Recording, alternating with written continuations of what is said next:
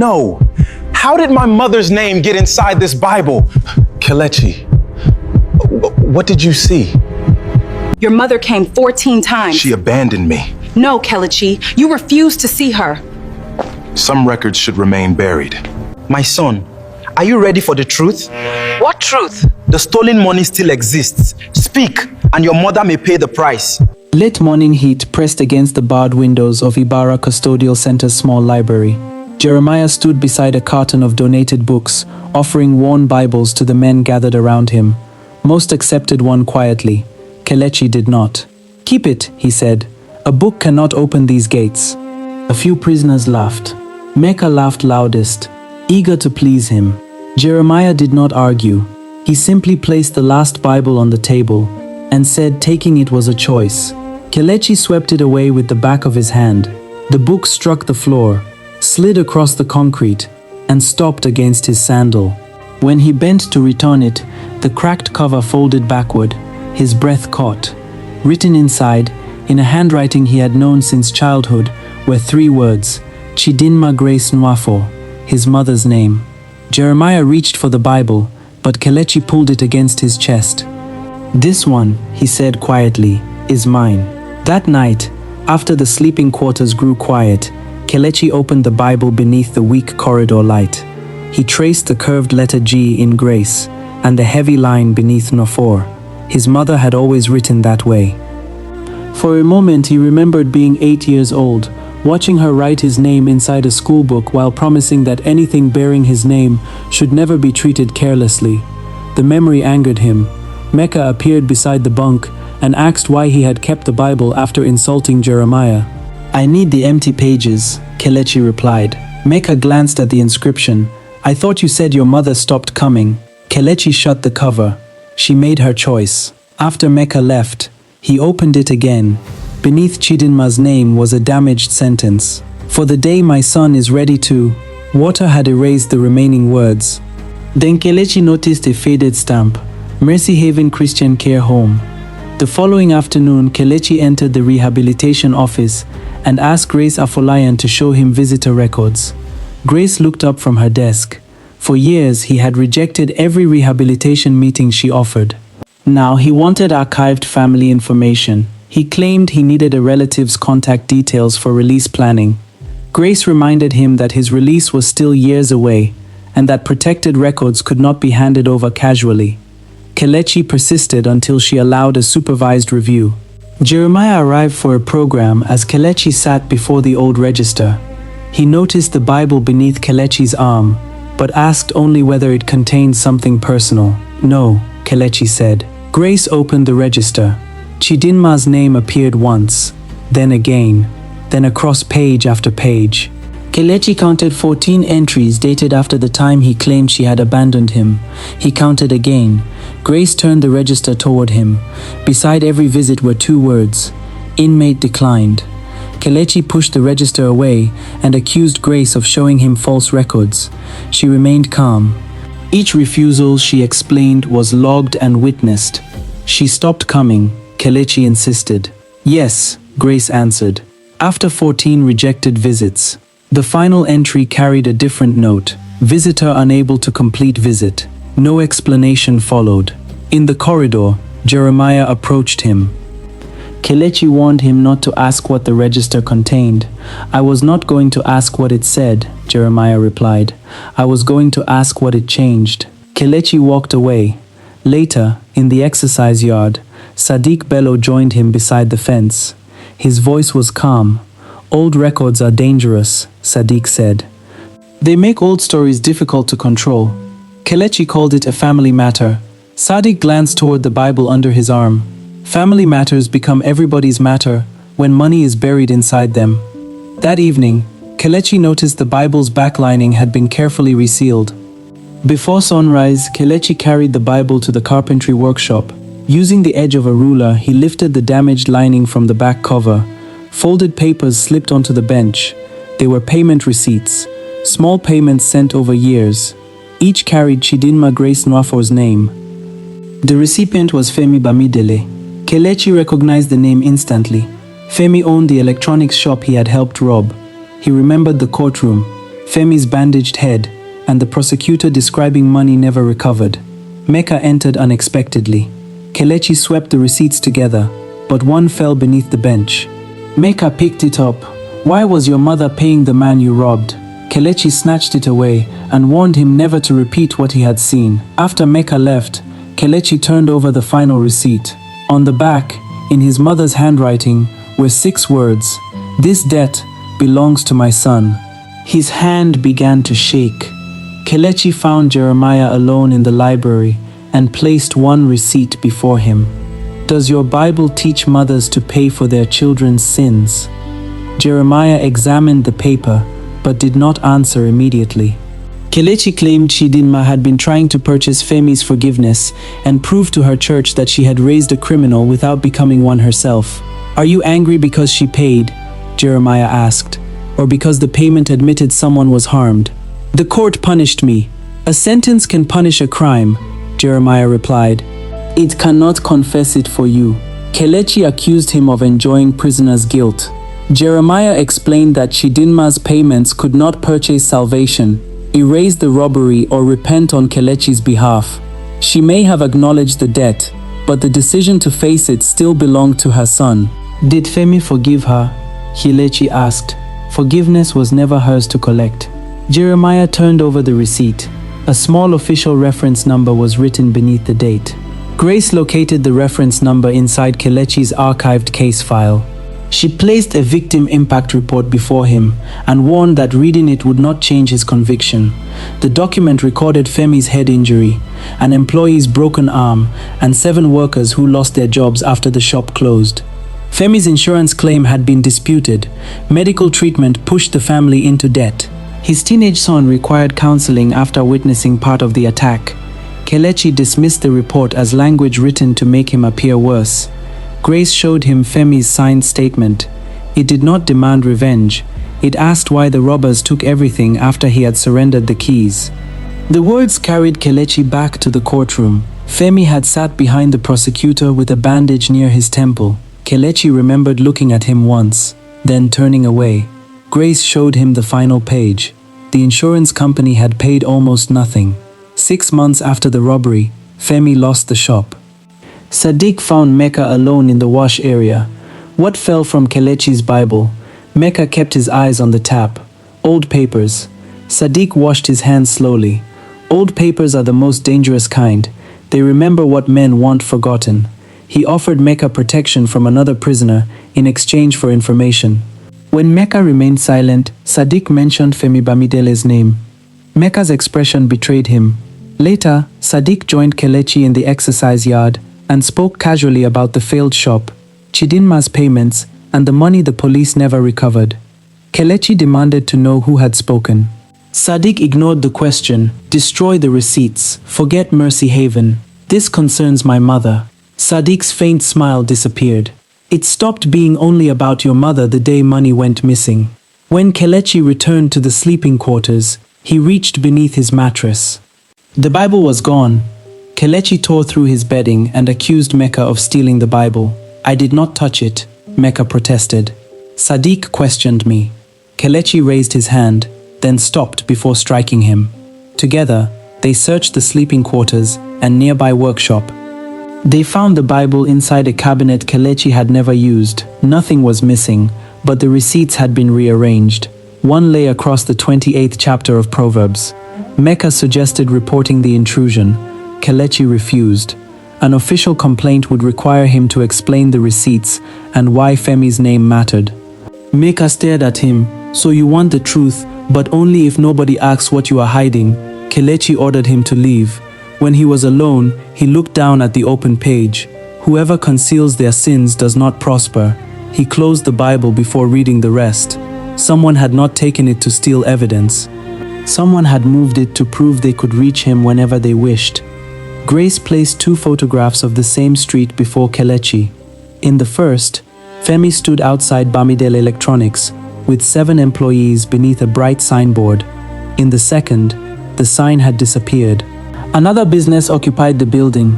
Grace explained that Chidinma's first 3 restitution payments had been returned. Femi believed she wanted him to support Kelechi's appeal or publicly declare the debt settled. She kept sending small amounts without attaching any request. Months later, Femi accepted one payment after receiving a letter from her. The letter was no longer inside the official file, but his written response remained. Accepted as acknowledgement, not settlement. Kelechi asked where Femi was now. He repairs appliances from a roadside stall, Grace said. He has refused every restorative contact request. I never requested one. Your mother did. Grace examined the Mercy Haven stamp inside the Bible. She explained that the care home sometimes donated belongings residents could no longer keep. Residents who left, Kelechi asked. Grace hesitated. Sometimes. Kelechi understood the answer differently. His mother might already be dead. The next morning, Kelechi returned to Grace's office and placed the Bible on her desk. It belonged to my mother, he admitted. I need you to contact Mercy Haven. Grace asked why he had hidden that detail before. Kelechi ignored the question and demanded to know whether Chidinma had died there. Grace explained that she could not call a care home and request protected information without verified family consent. Kelechi accused her of using paperwork to delay him. Procedure is not always delay, Grace replied.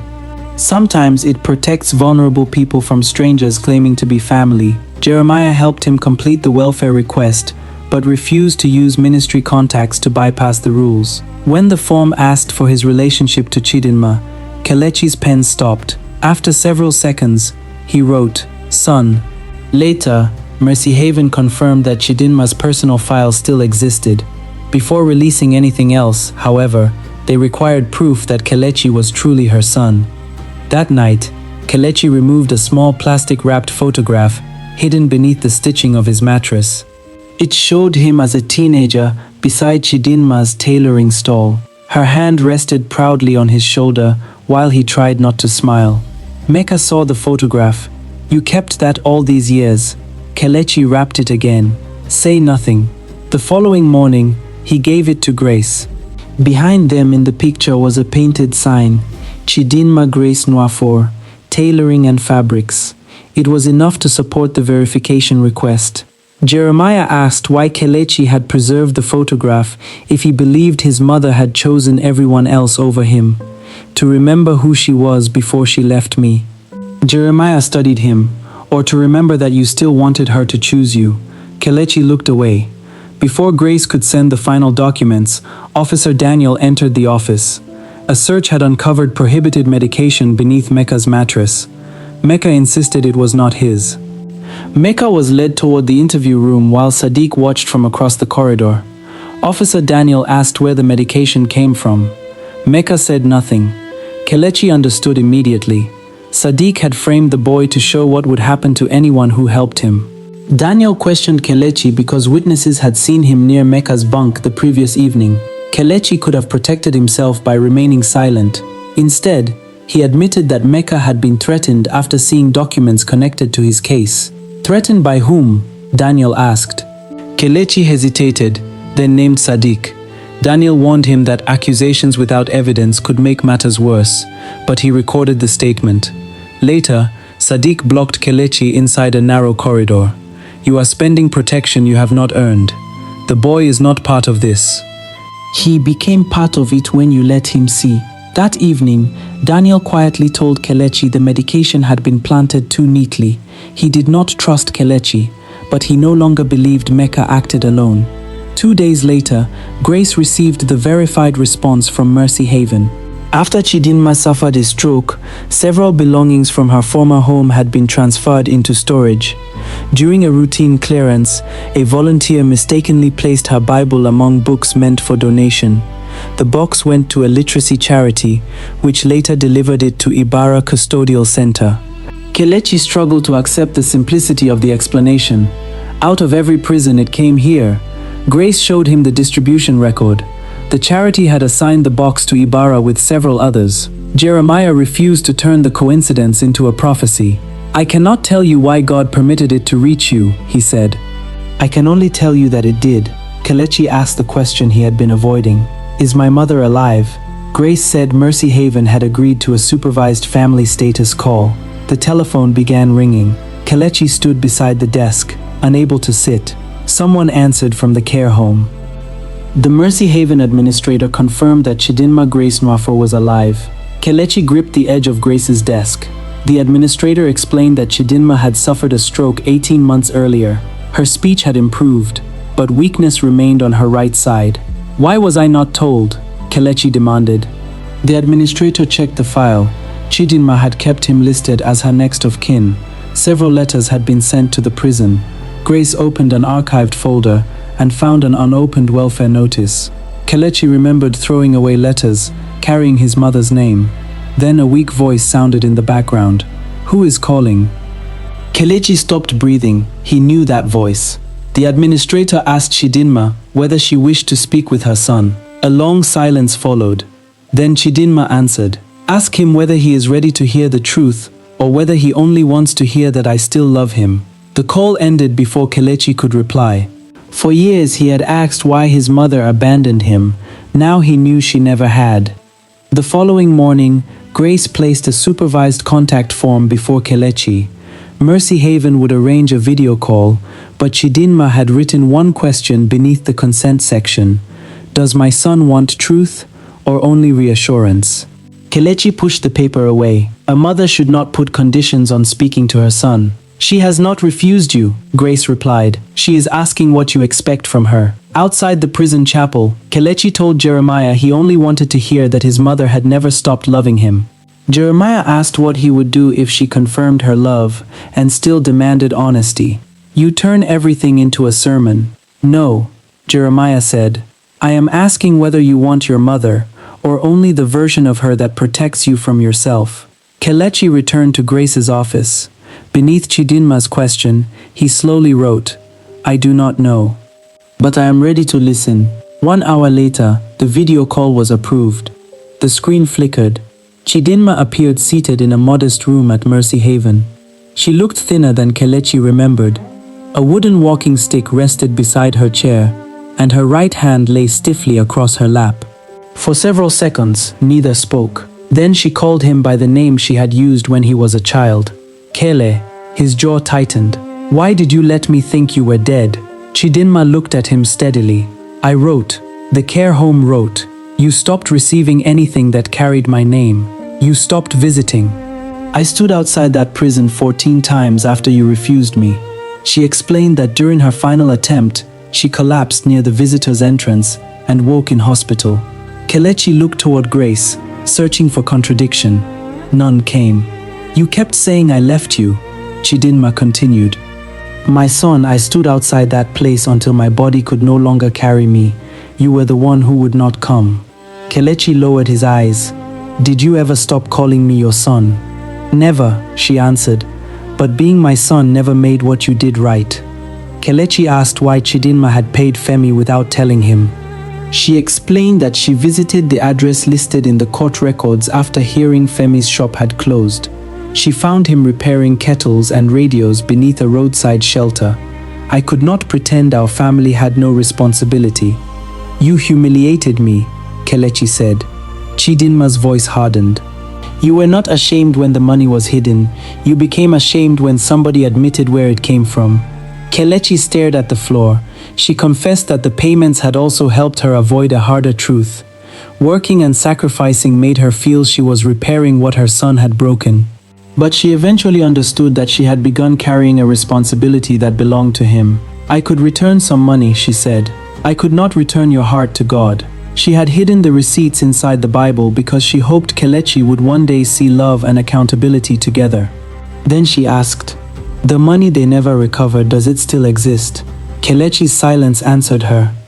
Chidinma asked an attendant to retrieve a sealed envelope from her personal file. It was addressed to Femi Bamidele. She had started writing it after her stroke, but never completed it. Grace received a scanned copy through the approved welfare channel and placed it before Kelechi. The letter did not ask Femi to forgive him, support an appeal, or consider the debt settled. Chidinma had written, "My son's imprisonment cannot rebuild your business, restore your health, or erase what your family saw." She admitted that her payments were too small to repair the damage. The final completed sentence read, "I am returning what I can because silence would make me part of the lie." Then the letter stopped halfway through another line. But the money still missing can only be returned if Kelechi folded the page sharply. Grace explained that Femi had agreed to receive the recovered letter, but not to meet. Can the money still be recovered, she asked. Not without putting people in danger. Outside the office, unseen by them, Sadiq had heard enough. The following afternoon, Kelechi worked alone at a carpentry bench when Sadiq approached. He picked up an unfinished wooden box. You are learning to build things after helping destroy a shop. Kelechi ordered him to leave. Sadiq revealed that the remaining robbery funds were still being held through an outside courier and false business records.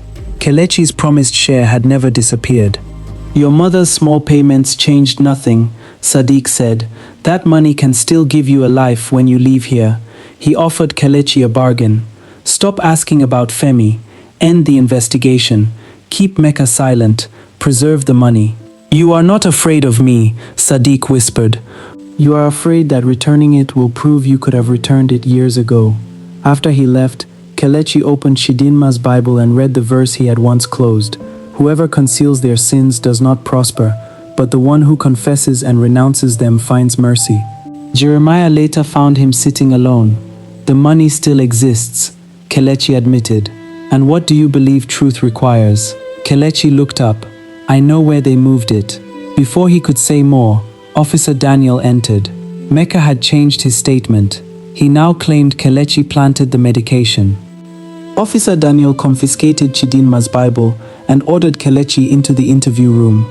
Mecca's new statement claimed Kelechi had planted the prohibited medication because the younger prisoner threatened to expose his secret dealings. That is a lie, Kelechi said. Daniel reminded him that witnesses had seen him near Mecca's bunk. He had hidden documents, requested old records, and confronted Mecca privately. Every action had an explanation, but Kelechi had concealed so much that the accusation now appeared believable. What secret did he discover? Daniel asked. Kelechi remained silent. Daniel warned that refusing to answer might protect a larger crime while allowing Mecca to carry the punishment. Kelechi demanded the Bible back. It will remain secured until the inquiry is complete. Daniel placed it inside a clear property bag. Kelechi watched the worn brown cover disappear behind plastic. His distress was greater than when the possible disciplinary charge had been mentioned. Daniel noticed. What is important enough, he asked, to let another man carry your punishment? Kelechi had no answer. Later that day, Kelechi saw Mecca leaving the prison clinic with one arm pressed against his bruised ribs. Mecca refused to meet his eyes. During a supervised conversation, Kelechi demanded that he withdraw the accusation. You cannot protect me, Mecca replied. Sadiq's men had threatened to frame him repeatedly and arrange attacks wherever he was transferred. Kelechi insisted Sadiq was using him. He used me because you gave him something to use. The words silenced Kelechi. Mecca accused him of treating him like an errand boy until the Bible made him inconvenient. Kelechi wanted to deny it, but part of the accusation was true. I will clear your name, he promised. How? Kelechi could not answer without revealing the money. Before leaving, Mecca admitted that Sadiq had ordered him to accuse Kelechi, but he refused to repeat it officially, while Kelechi continued hiding the reason. Tell them about the money, Mecca said, then I will tell them what he did. The following morning, Kelechi told Grace he would reveal information about the stolen money, but only if Mecca was protected and his own disciplinary case dismissed. Grace refused. She explained that Mecca's safety could be reviewed immediately, but she could not promise a particular legal result, sentence reduction or release benefit. Kelechi struck the table with his palm. You expect prisoners to tell the truth while offering nothing. You are still asking what truth will purchase, Grace replied. Jeremiah sat nearby because Kelechi had requested pastoral support. He did not negotiate on Kelechi's behalf. Kelechi turned to him. Does grace not give a man another chance? Grace gives you a new way to live, Jeremiah answered. It does not make truth your bargaining chip. Grace placed a voluntary statement form before Kelechi. He would need to identify what he personally knew and accept that every detail would be verified. What if the confession adds years to my sentence? Grace held his gaze. Then decide whether you want freedom from the lie or only freedom from this building. That afternoon, Kelechi spoke with Chidinma through another supervised video call. If I reveal the money, they may add more years, he said. Tell me what to do. Chidinma shook her head slowly. For years she had tried to repair what he damaged because she feared he would never face it himself. She would not carry his decision again. Can you bear losing more years with me? Kelechi asked. Her composure weakened. I want you home. I have prayed to see you walk outside that gate before I die. Hope rose briefly in his expression, then she continued. But I would rather visit you here as a truthful man than welcome home the lie that imprisoned you. Kelechi asked whether she would still call him her son after hearing everything. You are asking the wrong question again, she replied. My love is not the thing on trial. After the call, Kelechi found Jeremiah. Do not pray that they release me, he said. He swallowed hard. Pray that I do not run back to the lie. The following morning, Kelechi sat before Grace, Officer Daniel, and an authorized investigator. A recording device was switched on. He stated his name, offense, and decision to speak voluntarily. Kelechi admitted that part of the robbery proceeds had been transferred after his arrest through a transport company that never truly operated. He named the false business, the original intermediary, and the first bank account. Daniel asked why he remained silent during the trial. Because I believed the money would still be mine when I came out. Kelechi admitted that Sadiq later helped preserve access through an outside courier. He provided a private verification phrase and the address where transaction records had once been stored. The investigator checked an archived case file. The false company matched an unresolved lead from the original investigation. Who controls access now? The investigator asked. Kelechi looked directly toward the recording camera. Sadiq Bello knows the courier. At that exact moment, the prison's power failed. The room fell into darkness. The recording light vanished as the interview room fell into complete darkness. Remain seated, Officer Daniel ordered. Beyond the locked door came hurried footsteps, followed by the metallic sound of someone testing the handle. Grace switched on her phone's torch while the investigator gathered Kelechi's written notes against his chest. A shadow moved past the narrow observation window. Then the backup lights flickered on. The corridor was empty. Daniel discovered that the breaker controlling the interview wing had been switched off manually from a maintenance panel. The statement had been saved until the moment of the outage, but the session could not continue until the area was secured. As officers escorted Kelechi toward temporary holding, a folded paper slipped from inside his shirt. He stopped walking. I did not put that there. Daniel opened it carefully. Only one sentence was written across the page. Your mother survived one collapse. Will she survive another? For the first time since the confession began, Kelechi wanted to take back every word. Kelechi was placed in temporary protective holding, but the walls offered little silence. That evening, Sadiq's voice reached him through a ventilation opening. The courier knows where Mercy Haven is. Kelechi moved closer to the grill. Sadiq offered one final escape. Kelechi would tell investigators that Jeremiah manipulated him during an emotional breakdown and invented the missing money story. If he agreed, Mecca's accusation would disappear, the contraband inquiry would end, Chidinma would remain safe, and Kelechi's share of the money would be preserved. They will believe you, Sadiq said. People already think prison pastors manufacture testimonies. Later, Jeremiah was allowed a brief supervised visit. Kelechi told him everything. Jeremiah did not defend his ministry or reputation. Do not protect me with another lie, he said. Tell the truth, even if the truth embarrasses us both. What if telling it gets my mother hurt? Then tell the truth and request protection. Do not become the danger while trying to escape it. Kelechi looked toward the locked door. Sadiq's offer could save everything, except the man he was trying to become. The interview resumed the following morning inside a secured administrative building. A new recording device was activated. Kelechi handed over the threatening note and described Sadiq's offer. He stated clearly that Jeremiah had never pressured him to invent evidence or confess falsely. Then he completed the financial trail. He gave investigators the courier's real name, the alias used for transactions, the storage facility where old records were kept, and the company used to disguise withdrawals. He revealed the private phrase required to access a digital wallet and admitted sending coded instructions through earlier prison visitors. The investigator asked what percentage of the money had been promised to him. Kelechi answered without lowering his voice. He then confessed that he had deliberately allowed the court to believe the remaining proceeds were permanently lost. "Are you speaking because Sadiq threatened you?" the investigator asked. "The threat made me afraid," Kelechi replied. "It did not make the truth true." He looked directly into the camera. "Do not write that I confessed because they threatened me.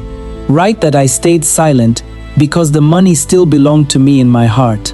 Within an hour, investigators confirmed that the courier's alias had completed a transaction 3 days earlier. The network was still active. Several days later, Grace entered the interview room, carrying an official recovery notice. Investigators had searched the storage facility and recovered financial ledgers, electronic devices, and part of the stolen money. The records also connected the network to proceeds from later crimes. The courier had been arrested. Not all of Femi's money was recovered. Some had been spent, transferred, or mixed with unrelated funds. Sadiq was moved to a separate secured unit pending investigation. Footage from the blackout showed an inmate worker entering the maintenance area after receiving instructions through a smuggled device connected to Sadiq's network. Fingerprints found on the prohibited medication packaging belonged to another prisoner associated with him. Mecca's accusation against Kelechi was formally withdrawn. Grace then explained that Kelechi's confession also exposed additional offenses: continued communication with criminal associates, concealment of proceeds, and obstruction of recovery. His release prospects could worsen. Kelechi absorbed the news quietly. Is Mecca safe? Yes. And Femi? The court will determine how the recovered money is distributed. Daniel returned Chidinma's Bible. I still do not trust words quickly, he said. But this time, your actions arrived before your defense. Inside the Bible was a new letter. Femi Bamidele had agreed to meet him. 2 weeks later, Kelechi sat inside a plain restorative justice preparation room, wearing the cleanest version of his prison uniform. Femi waited beyond one closed door. Chidinma waited beyond another. Grace explained the rules. Femi could leave at any time. Kelechi could not demand forgiveness. No promise concerning his sentence would be made. Chidinma could speak only from her own experience, while Jeremiah would remain present solely as spiritual support. Kelechi unfolded the apology he had written. Jeremiah read the opening line. I am sorry for the pain caused by what happened. He returned the paper. What happened or what you did? Kelechi tore the page and started again. In another room, Femi studied Chidinma's unfinished letter and the official recovery notice. I did not come to make him feel forgiven, he told Grace. Chidinma entered slowly with her walking stick and the original restitution ledger.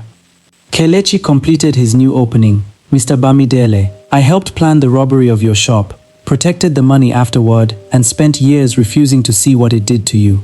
Grace opened the central door. Femi entered, looked at Kelechi for the first time since the trial, and sat across from him.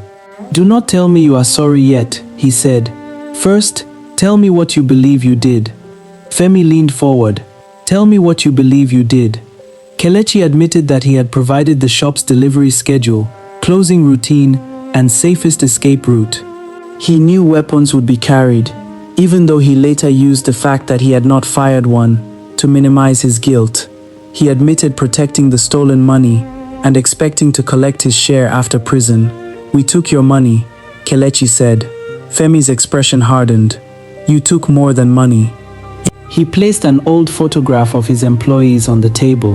The robbery took his business, 7 livelihoods, his wife's sense of security, and his son's ability to sleep without fear. For months, the boy barely spoke after witnessing the attack. You spent years telling yourself I was rich enough to recover, Femi said.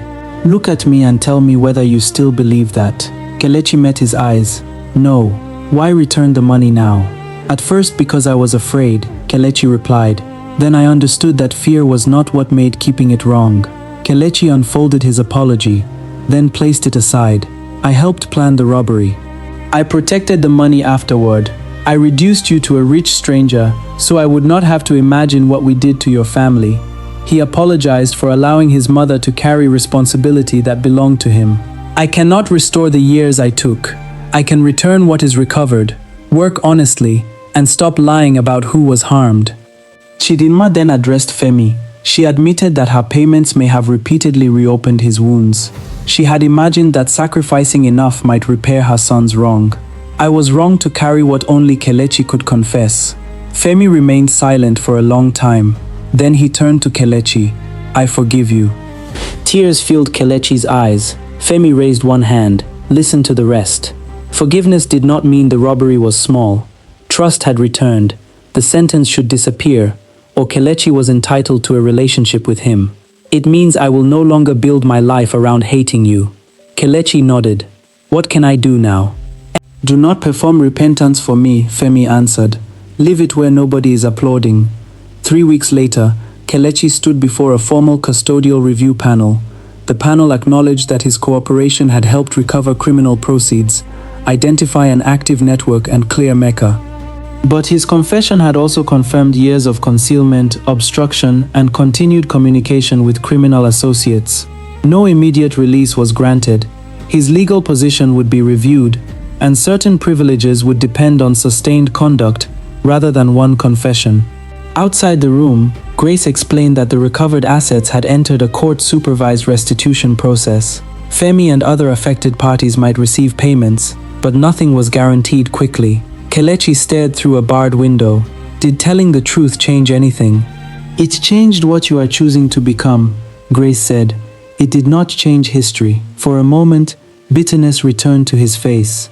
Then he asked whether he could join the carpentry and vocational restitution program. Officer Daniel approved the transfer. Before Kelechi entered the workshop, Daniel returned Chidinma's Bible. Inside was a short note from Femi. Let your work say what your apology cannot. The gate behind Kelechi remained locked. He walked toward the workshop anyway.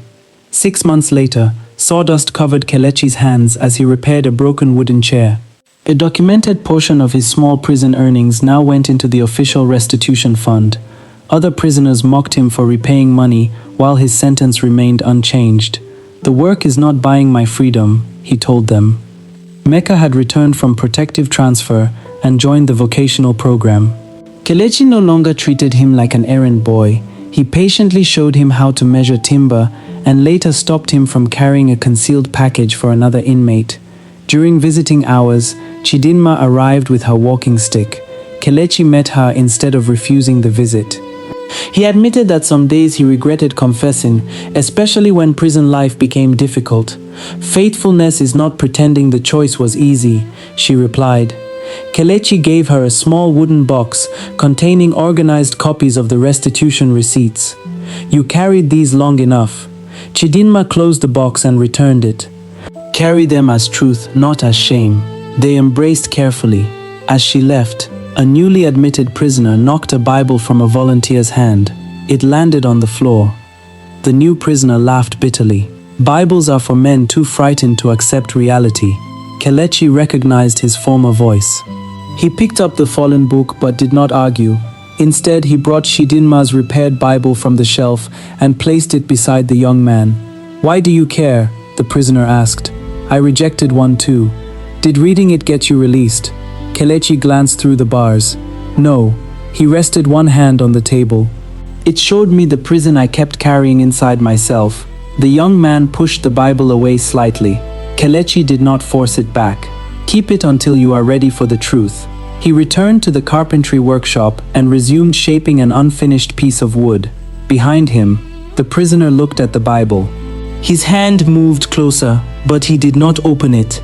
Sunlight crossed the damaged inscription. For the day my son is ready to. Beneath it, Kelechi had added, the truth did not destroy me. In Christ, it began to make me free. The steady sound of his hammer continued as the screen faded to black. Grace did not erase what Kelechi had done. It gave him courage to stop hiding. The prison doors remained closed, but the lie that ruled his heart had lost its power. In Jesus Christ, mercy did not become an escape from truth. Mercy became the strength to walk in it.